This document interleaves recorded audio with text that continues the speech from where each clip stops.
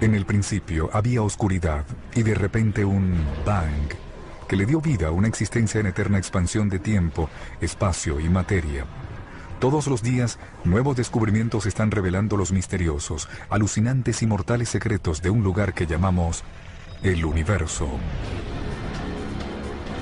En la Tierra, los líquidos están a nuestro alrededor, incluso dentro de nosotros, pero nuestro mundo no es como otros. Cuando miramos las estrellas y los planetas de nuestro vasto cosmos, vemos que la presencia de líquidos es inusual, y cuando los encontramos, fluyen de forma extraña en mundos estrambóticos. Es un ambiente donde nada de lo que construyamos en la Tierra soportaría más de una fracción de segundo. Nuevos descubrimientos están siempre cambiando lo que sabemos de la agitada y burbujeante materia de nuestro universo líquido.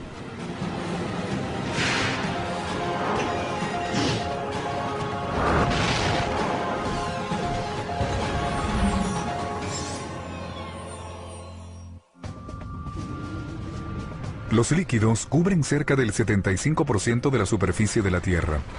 Los vemos saliendo del suelo o cayendo del cielo y los manipulamos para darle energía a nuestras ciudades y combustible a nuestros motores. Pero el resto del universo no es así. Los líquidos constituyen una pequeña fracción de toda la materia. La mayor parte del universo es gas. Bien sea gas interestelar, gas entre las estrellas, gas dentro de las estrellas o las atmósferas de los planetas.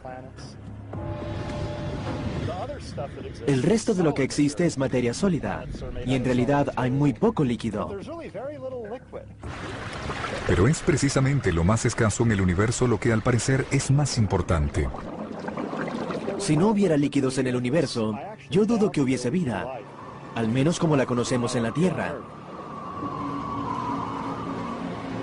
Si miramos otros sistemas planetarios, es posible que haya otras formas de vida que no necesiten líquidos, que en cierta forma no necesiten fluidez, pero en este momento es difícil imaginar cómo sería eso.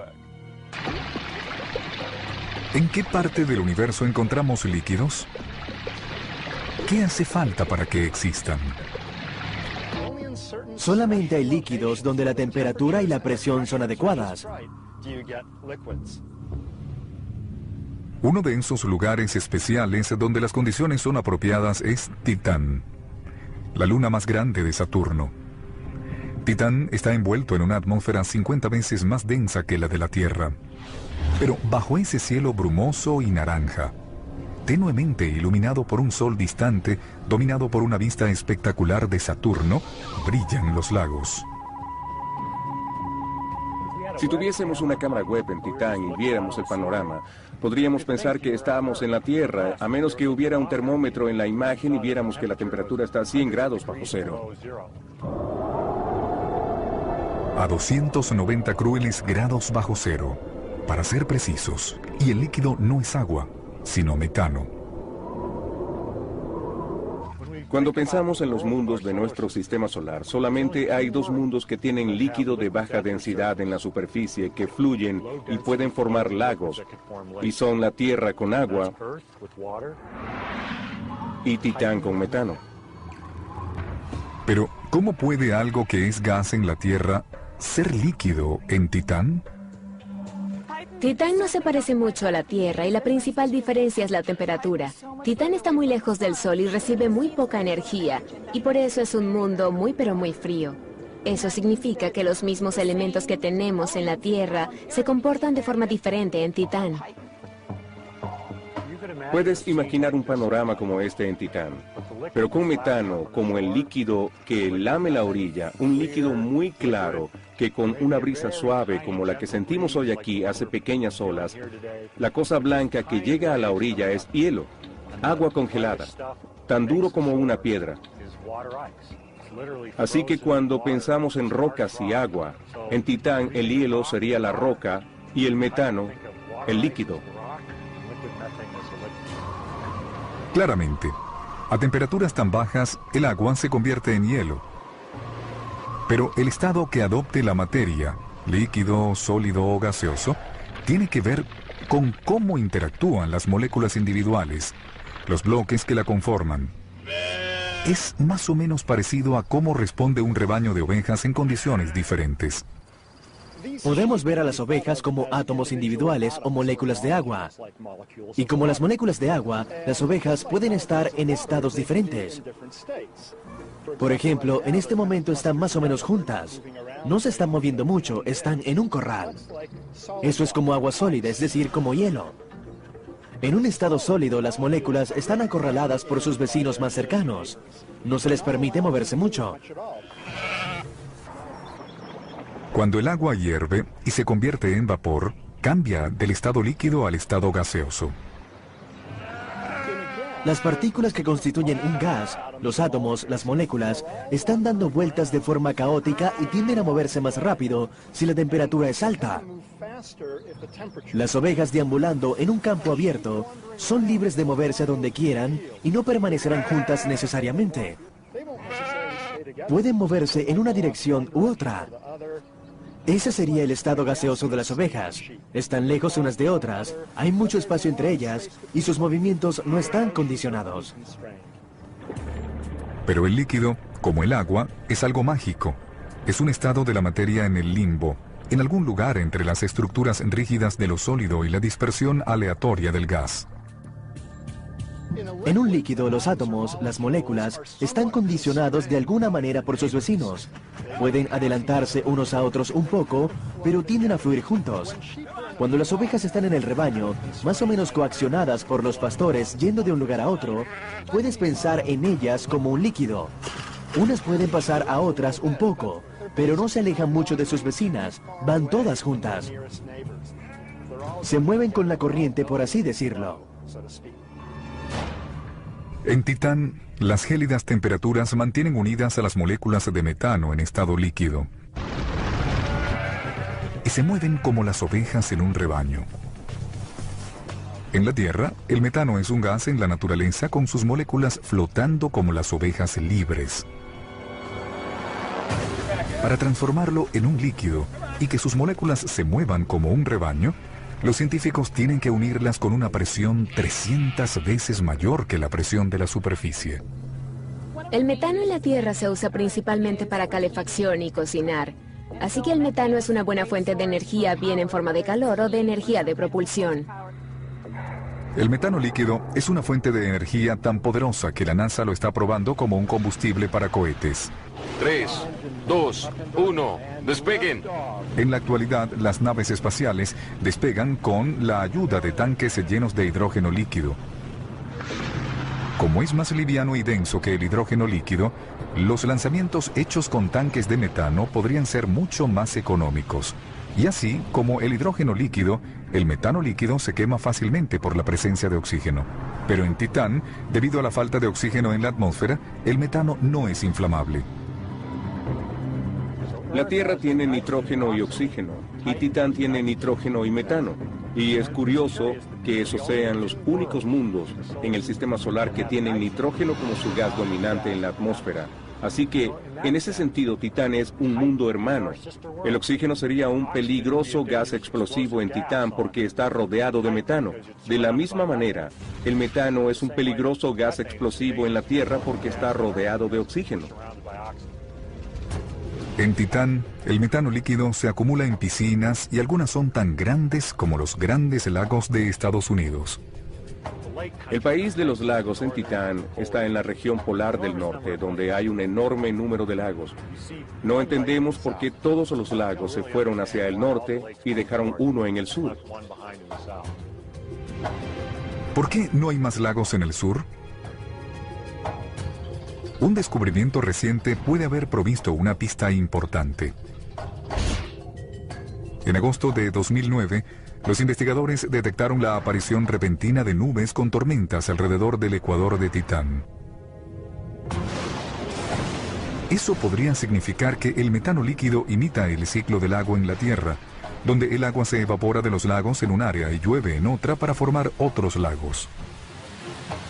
En los paisajes del desierto de la Tierra ocasionalmente se forman nubes, llueve muy duro y el agua corre por los valles secos.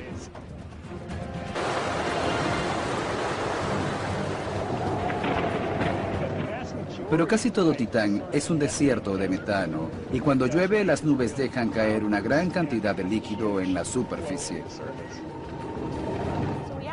Pensamos que la capacidad del metano para erosionar y tallar canales y valles en Titán es muy similar a la capacidad del agua para tallar valles en la Tierra. Una razón por la que se están formando lagos en el norte puede ser porque esa región está experimentando una larga estación lluviosa. A Saturno le toma 30 años dar la vuelta alrededor del Sol, así que 4 estaciones en Titán se toman 30 años. Cada estación dura unos 7 años. Pensamos que las precipitaciones son mayores en primavera u otoño. Eso significa que en el hemisferio que esté pasando por esa estación se forman muchos lagos. Pero el metano llueve diferente al agua gracias a la densa atmósfera de Titán y la poca gravedad. Imagina las gotas el doble de grande de las gotas de agua en la Tierra cayendo a una velocidad más lenta. Pero si te tocaran la piel, sentirías unas gotas muy frías. Pero el metano líquido no es agua, y quien osara sumergirse en un lago de metano se llevaría una sorpresa muy desagradable.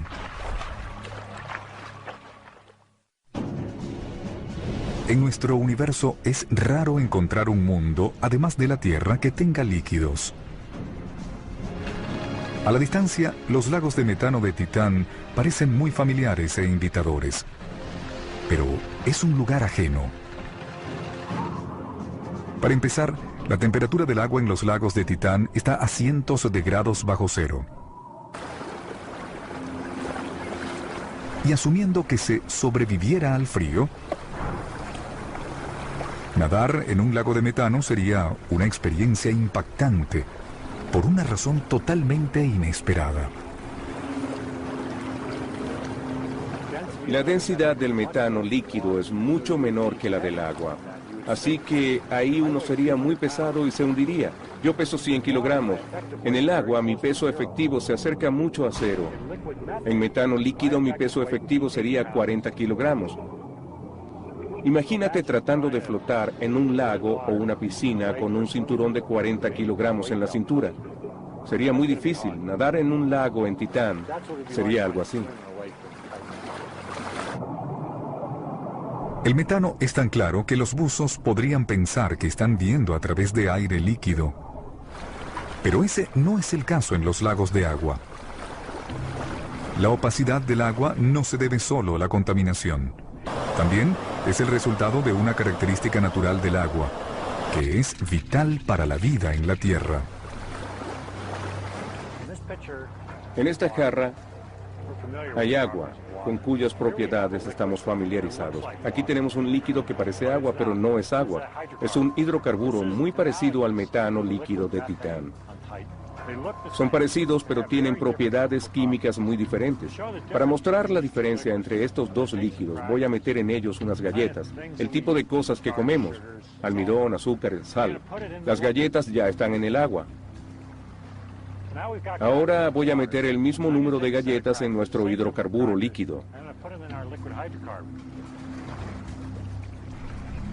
Como el agua disuelve las cosas, también se considera un solvente poderoso. El metano, por su parte, no puede disolver otros materiales de forma tan efectiva. Mira cómo salen las galletas. Están tan crujientes como cuando las metimos. Este no es muy buen solvente.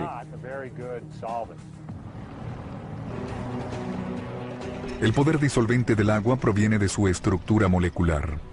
Una molécula de agua es H2O, 2 átomos de hidrógeno y 1 de oxígeno. Imagínate la forma de la molécula con un átomo de oxígeno y un extremo y 2 de hidrógeno en el otro. Esa estructura significa que un extremo de la molécula de agua tiene carga positiva y el otro carga negativa. Así que las pequeñas moléculas de agua son como pequeños imanes en movimiento que lo revuelven todo, repeliendo algunas cosas y atrayendo otras. En contraste, el metano es un solvente débil. El metano es un carbono con 4 hidrógenos. Es neutro, no tiene polaridad y no rompe otras moléculas. Puesto que el agua disuelve aquello con que entra en contacto, puede convertirse a veces en un caldo turbio. Los organismos que han evolucionado para vivir en el agua, en un caldo como ese, son pequeños y compactos. Y eso es lo que vemos en la Tierra. Los microorganismos son pequeños y compactos y pueden obtener sus nutrientes del agua. Pero el metano puede ser un líquido atractivo para otras formas de vida.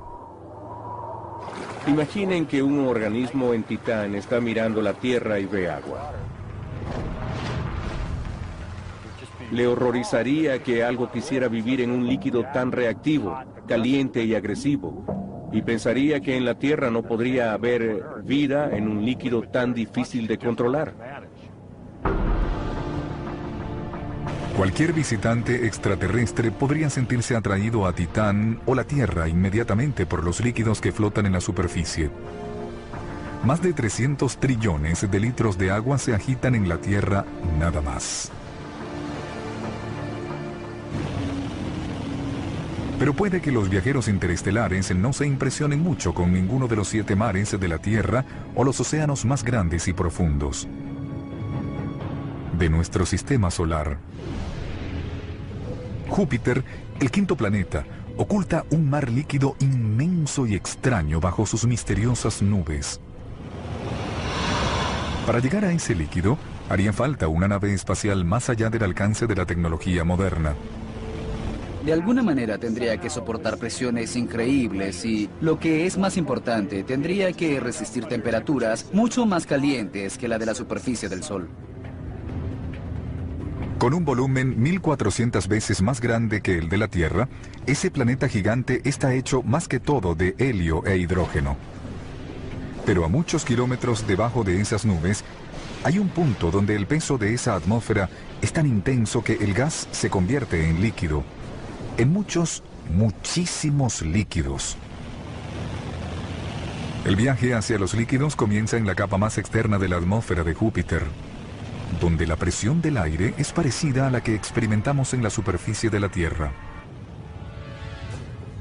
Zambullirse en Júpiter sería una experiencia increíble. Primero pasarías entre las capas de nubes más altas, donde el amoníaco, el metano y otros compuestos son muy coloridos y hay muchas tormentas y remolinos. La explosión de color indica una extraña combinación de químicos mezclados en hidrógeno y helio. Hay muchos compuestos de sulfuros diferentes en la atmósfera de Júpiter, así que a medida que caes a través de las capas superiores sentirías un olor a huevos podridos, de modo que un viaje a Júpiter empieza de forma desagradable. Igual que los pasajeros de un jet comercial descendiendo de grandes alturas. Los pasajeros en una nave espacial descendiendo por la atmósfera de Júpiter sentirían presión en los oídos.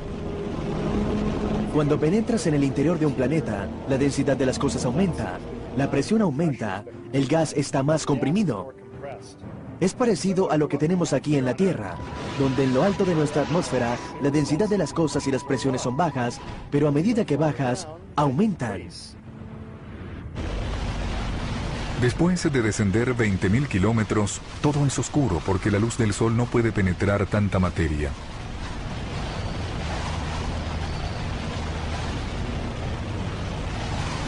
Al final, la oscuridad desaparece y la luz que refleja el océano de Júpiter yace abajo.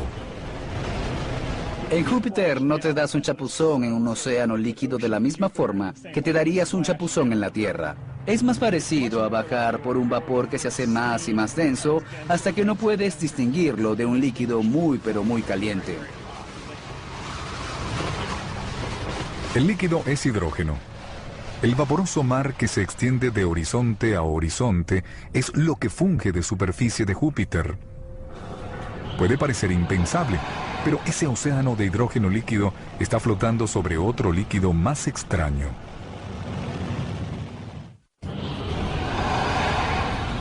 No es fácil encontrar líquidos en otros mundos aparte del nuestro. A menudo adoptan formas que no imaginamos en la Tierra. Ese es el caso del océano de hidrógeno de Júpiter. Por extraño que parezca, el líquido más abundante en el universo es el hidrógeno líquido. Pero en cierta forma eso no es tan extraño. El hidrógeno es el elemento más abundante en el universo. En la mayoría de los lugares en el universo, las moléculas de hidrógeno se mueven de forma aleatoria como un gas. Como las ovejas, pastando en un espacio abierto. Pero las condiciones en Júpiter no les permiten moverse con tanta libertad. La diferencia entre los diferentes estados de la materia tiene que ver con lo cerca que están las moléculas unas de otras. En la Tierra, vemos que los líquidos forman gases cuando dejamos un vaso de hielo al aire libre. A medida que el aire caliente entra en contacto con la superficie del vaso frío, la caída de la temperatura socava la energía de las moléculas de aire y las acerca más para formar un líquido. La temperatura no es lo único que afecta al estado de la materia. La presión también juega un papel importante. Puedes imaginar que la presión aplasta. Mientras más alta la presión, más aplasta y une a las moléculas y puede comprimir a un gas para convertirlo en un líquido. Por ejemplo, incluso en el espacio interestelar, donde la temperatura es 450 grados bajo cero, un vaso de agua podría evaporarse. Cuando llevas un vaso de agua al espacio, no es la temperatura, sino las bajas presiones lo que permiten que las moléculas vuelen libremente y conviertan el vaso de agua en un gas. Lo contrario ocurre en el interior de la caldera explosiva de Júpiter, donde las moléculas de hidrógeno están apiñadas por el peso colosal de su atmósfera. Si aprietas las partículas de modo que no vibren mucho, tienden a unirse y empiezan a fluir juntas. Ese es el estado líquido. Por eso es que si el hidrógeno líquido se transportara instantáneamente a la Tierra sin presión suficiente para contenerlo, hasta un poco redefiniría lo que pensamos de una bomba de hidrógeno.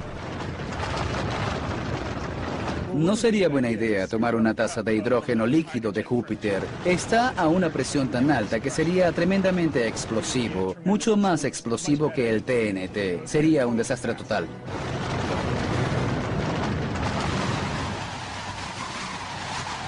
El interior del océano de hidrógeno líquido de Júpiter está a 17.000 grados. Más caliente que la superficie del Sol. El brillo azulado de esas profundidades indica que llegamos a otro tipo de líquido. Sigue siendo hidrógeno, pero en una forma muy especial llamada hidrógeno líquido metálico. Es más brillante y mucho más azul que la superficie del Sol. Es un ambiente donde nada de lo que hemos construido en la Tierra podría soportar una fracción de segundo. En ese ambiente abismal, las moléculas de hidrógeno que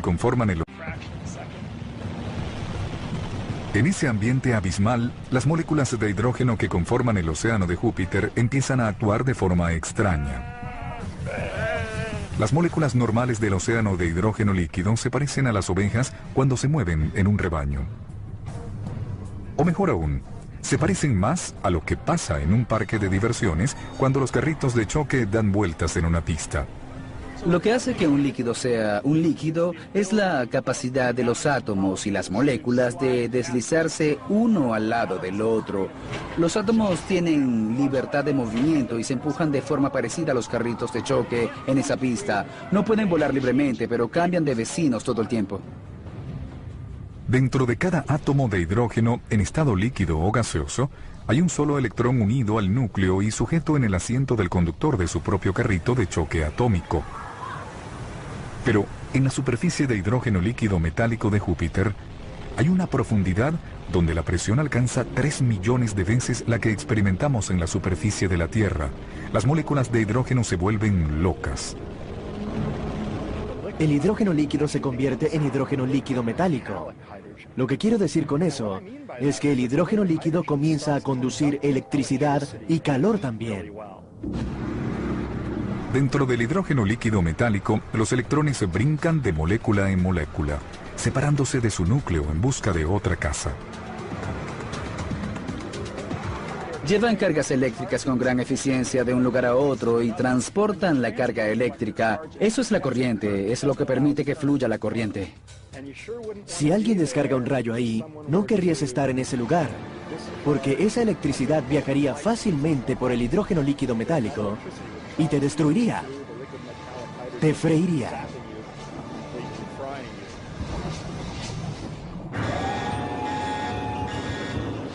Lo más cercano al hidrógeno líquido metálico en la Tierra es el hierro líquido. Cuando vierten el hierro líquido de la caldera, está caliente y brillante. Está fluyendo y conduciendo electricidad. Eso es muy parecido al interior de Júpiter. Dentro de Júpiter, el hidrógeno líquido metálico es diferente al hidrógeno líquido normal porque conduce electricidad. El hecho de que los electrones puedan moverse libremente significa que en el interior de Júpiter puede haber fuertes corrientes eléctricas, y donde haya un líquido que tenga fuertes corrientes eléctricas, se formará un campo magnético.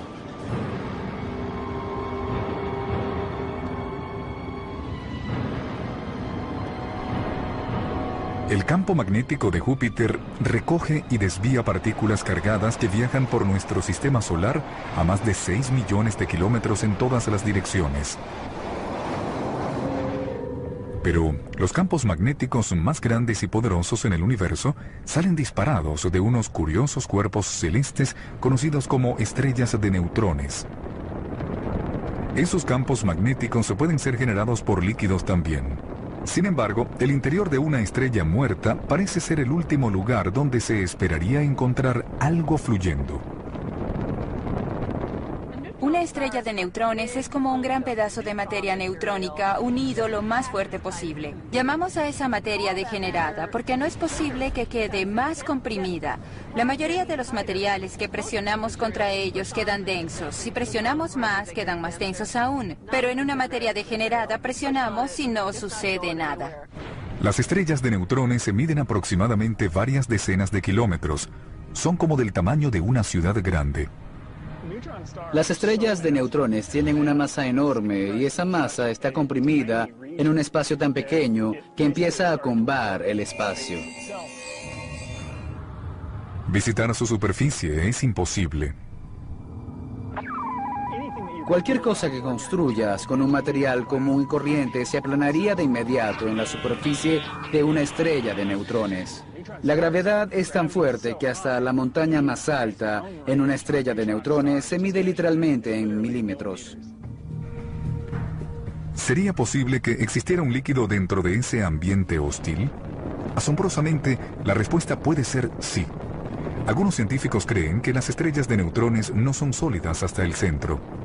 Es más, su interior puede estar moviéndose tan libremente que puede llenarse con algo llamado superfluidos. Líquidos sin espesor o viscosidad. La viscosidad es una medida de la resistencia de un líquido a fluir. Así que un material de viscosidad baja como el agua fluye fácilmente. Puedes ver lo rápido que cae en esta taza. Por su parte, la miel es muy viscosa y fluye más lento. Mientras más denso y viscoso es el líquido, mientras menos fluya, menos cosas pueden moverse en él. Un superfluido tiene una viscosidad cero. Es un líquido tan fino que nunca deja de fluir. El extraño líquido de una estrella de neutrones tiene lo que llamamos la propiedad de superfluir.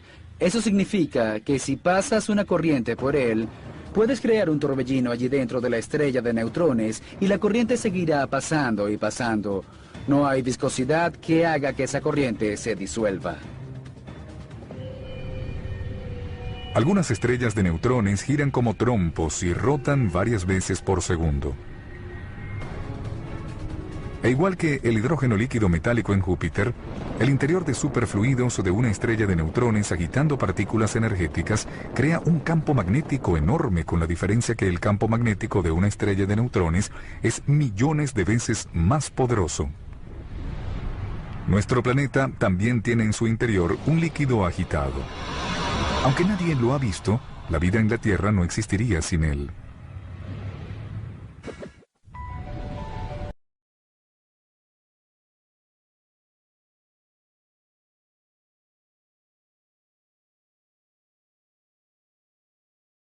Crítico, pero hay otro líquido terrestre igualmente vital.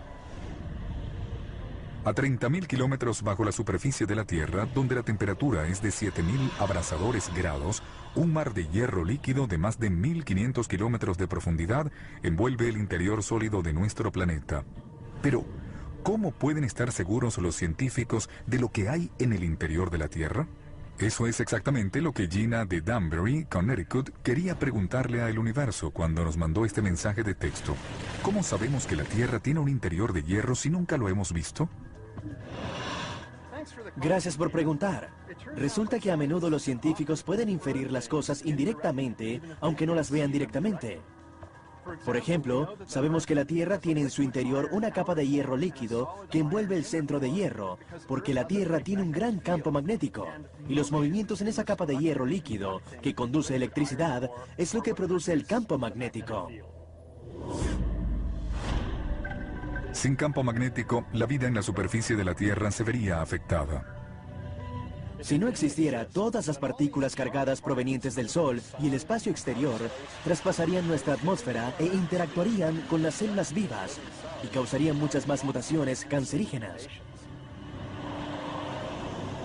A diferencia del centro, las condiciones en la superficie de la Tierra convierten al hierro en un sólido tan fuerte que lo buscamos para construir altas torres de oficinas o largos puentes.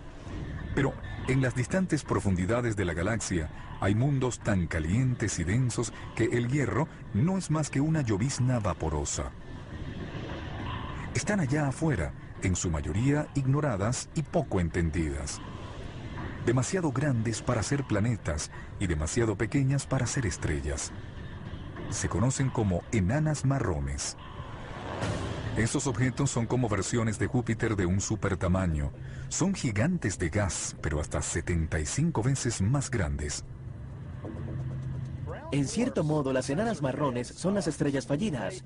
No tienen suficiente masa para producir altas temperaturas y presiones en su interior como para encender el hidrógeno normal y quemarlo por largo tiempo. Igualmente, son objetos muy calientes y a pesar de su nombre, no son marrones. Si estuvieses en una, verías que tiene un brillo naranja rojizo, verías que desprende mucho calor, así que te quemarías en la cercanía de una enana marrón. Estos objetos son tan calientes que las nubes de las enanas marrones no son de vapor de agua como en la Tierra, son más bien de un vapor férrico. En el interior de las enanas marrones, donde las presiones son suficientemente altas, el gas férrico puede condensarse y convertirse en líquido. Es más, podría caer como líquido, como gotas de hierro. Eso es genial. Es correcto. En las enanas marrones llueve hierro. Afortunadamente en la Tierra no hay lluvias de hierro, pero si las hubiera, no serían muy agradables. Te caerían gotas de hierro en la cabeza, las mejillas y los brazos, y te quemarían. Además, que serían muy pesadas. No sería muy agradable que te cayera una gota de hierro a gran velocidad. El hierro líquido nunca cae en la Tierra, pero podría estar cayendo en todo el universo.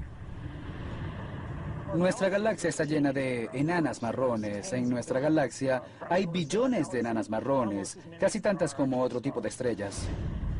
Pero nuestra galaxia está inundada de mundos más pequeños, algunos rocosos y más frescos, más parecidos a la Tierra. Una de las cosas más sorprendentes que sucedió hace poco fue que encontramos el primer planeta que podría tener agua en su superficie. El planeta está en un sistema solar que orbita una estrella llamada Gliese 581d, a unos 20 años luz de la Tierra. El cuarto planeta de ese sistema solar, Gliese 581d, circula tan cerca de su estrella que uno de sus años dura apenas 66 días. Pero eso es bueno si queremos encontrar un planeta con agua en su superficie, porque Gliese 581d es más pequeña y fría que nuestro Sol. Según los estimados, Gliese 581d es 10 veces más grande que la Tierra con un diámetro de doble de ancho. Algunos científicos piensan que el exceso de masa es más que todo gas. Eso significa que Gliese 581d podría parecerse a los gigantes de gas de nuestro sistema solar: Júpiter, Saturno, Urano y Neptuno. Mucho gas y poco líquido. Pero otros creen que Gliese 581d es diferente y se parece más a la Tierra. Si es 10 veces el tamaño de la Tierra, podría ser por la acumulación de material rocoso. Así que podríamos decir que es una supertierra. Podría ser un mini Neptuno también. Eso está por verse, pero es el primer planeta que se parece a la Tierra, solo que más grande. Ese exoplaneta 10 veces más grande que la Tierra podría resultar un mundo de agua cubierto por un gran océano. La ajustada órbita de Gliese 581d significa que la gravedad de su estrella madre mantiene el mismo lado del planeta mirando a la estrella. Eso significa que en la mitad del planeta nunca oscurece. Al observar a la Luna vemos la misma cara. Lo mismo pasaría con un planeta tan cerca de una estrella. El otro lado del planeta nunca siente el calor de la luz solar y lo deja potencialmente cubierto de hielo. Cuando piensas en eso, te imaginas vientos extremadamente fuertes que van del lado caliente al lado frío. El viento crea olas, incluso en la Tierra, cuando ráfagas de aire empujan y alan la superficie del agua. Si Gliese 581d es en verdad un mundo de agua, entonces no tiene tierra que rompa las olas.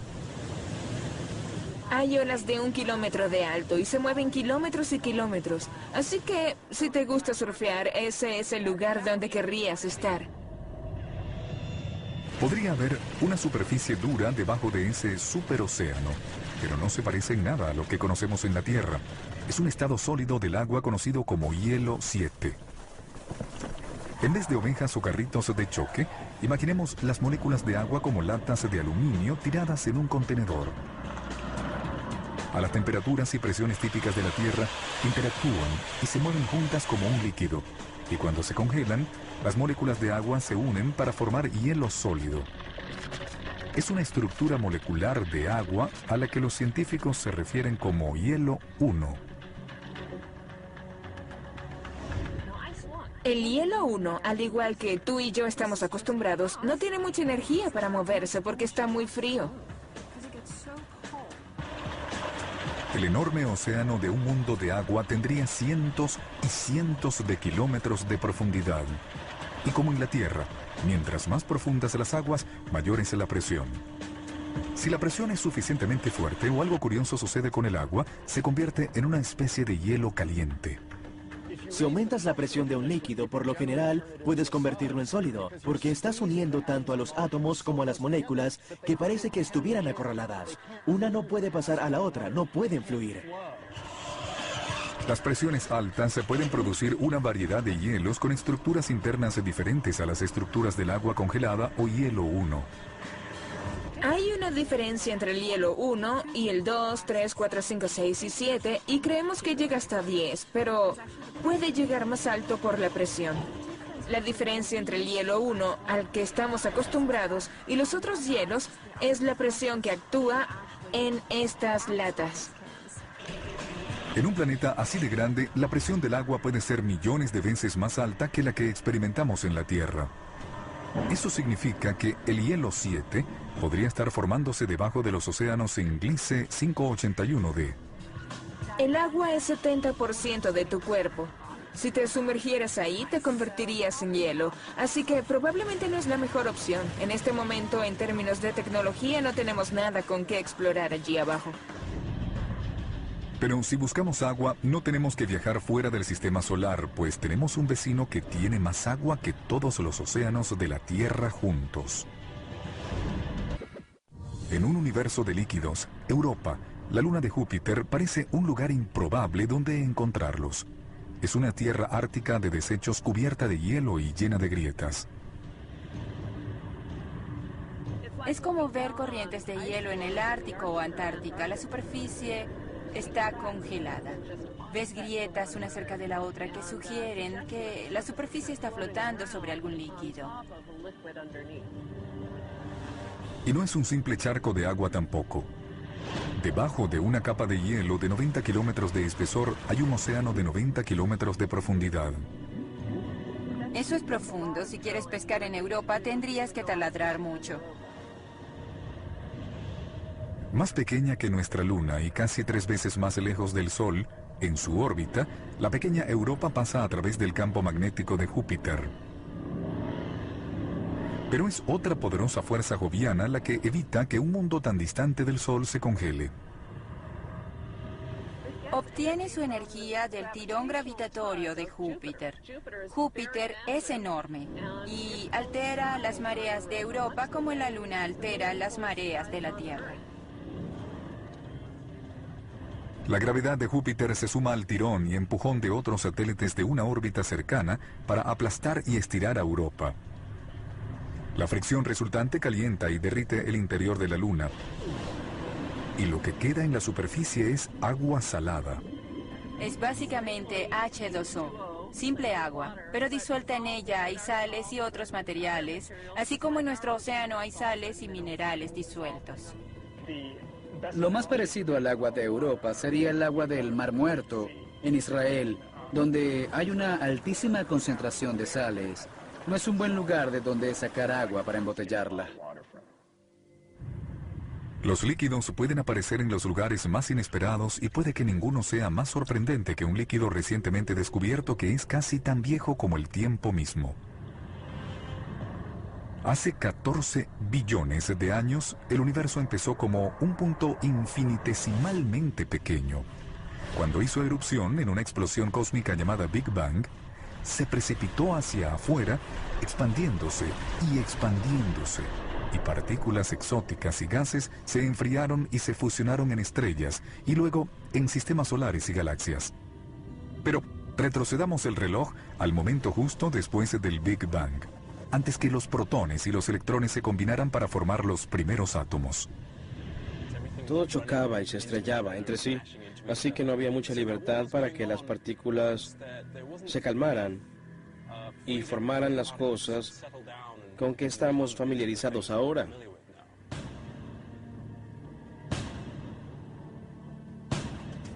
Al principio, el universo era como un desierto monótono ardiendo a una temperatura de 1 millón de billones de grados. Una colección al azar de partículas conocidas como quarks y gluones. Los quarks y los gluones son los constituyentes fundamentales de los núcleos que forman nuestros átomos. En el primer 10 millonésimo de segundo de la vida del universo, hay una fase donde todo era quarks y gluones. Nuevas simulaciones de las condiciones del principio del universo revelan que los quarks y gluones individuales no estaban flotando al azar como un gas, como podría esperarse en esas condiciones. En vez de eso, estaban conectados y fluían como un líquido. Un buen ejemplo de eso es la arena. Aquí tengo un puñado de arena que está compuesto de muchas partículas pequeñas que son, en esencia, pequeñas rocas y piedras. Pero la forma en que interactúan unas con otras es lo que determina cómo se moverán muchas de ellas para producir algo más parecido al flujo de un líquido que al comportamiento de un sólido. Algo muy parecido sucede con los quarks y los gluones cuando chocan entre sí. Ese es probablemente el mismo comportamiento que tenían al principio del universo. Verán patrones en la arena que parecen ondas en la superficie de un océano por la acción del viento en forma más parecida a un líquido. Parece más un líquido que un sólido. Las ondas son rastros que deja atrás algún tipo de perturbación. En el estado líquido de la materia, las ondas se propagan fácilmente a través del todo. La capacidad de comunicar perturbaciones puede muy bien dejar su impronta en el destino final del universo. En ese momento crítico y caótico, después de su creación, la fluidez del estado líquido al principio de nuestro universo ya empezaba a dar signos de un gran futuro. Habrá partes del líquido más densas que otras y seremos capaces de ver patrones empezando a formarse, que en última instancia se convertirán en una estructura que veremos tiempo después en el universo. El movimiento de los líquidos está unido a la estructura del tiempo y el espacio. Así que la próxima vez que sorba una gaseosa por una pajilla, se sumerja en una piscina o mire las gotas de lluvia formar pozos, sepa que está viendo a nuestro universo cuando está más vivo.